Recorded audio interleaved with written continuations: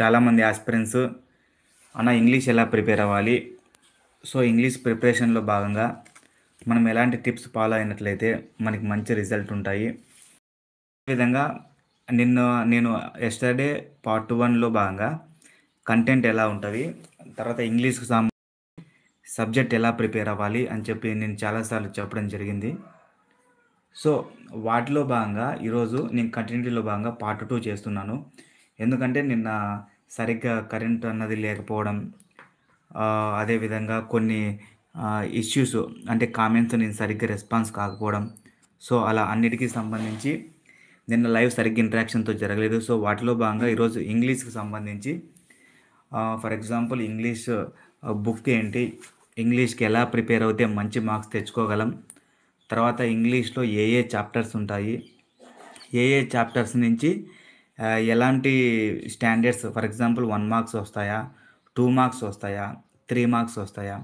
మొత్తం అన్ని ఈరోజు డిస్కషన్ చేయడం జరుగుతుంది. సో, వాటిలో భాగంగానే ఈరోజు నేను చెప్పడం జరుగుతోంది. ఫస్ట్ ఆఫ్ ఆల్ ఎవరైతే నిన్న వీడియో చూసారో వాళ్ళు చాలామంది చూసినప్పటికీ చాలామంది అన్న ఫస్ట్ నుంచి ఇంగ్లీష్ బుక్‌కు సంబంధించి ఒక 1 అవర్ లైవ్ అయినా పర్లేదు కంటిన్యూటీగా ఒకసారి లైవ్ చేయమని చెప్పి అడిగారు. సో, వాటిలో భాగంగా నేను చేస్తున్నాను. ఏంటంటే మొత్తం ఇంగ్లీష్‌కి సంబంధించి చాప్టర్స్ కాకోకుండా ఇంగ్లీష్ ఏ బుక్ తీసుకుంటే బెటరు? తర్వాత ఎటువంటి చాప్టర్స్ ప్రిపేర్ అయితే బెటరు? ఆ చాప్టర్స్‌లో భాగంగా ఏ చాప్టర్ నుంచి ఎన్ని మార్క్స్ వస్తాయి? ఆ మార్క్స్ మనం తెచ్చుకోవాలంటే ఎలా?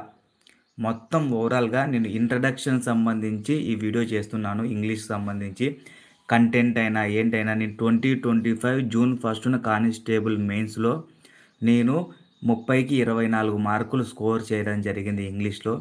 సో, ప్రిలిమ్స్‌లో కూడా అంతే 30కి 23 మార్కులు స్కోర్ చేయడం జరిగింది.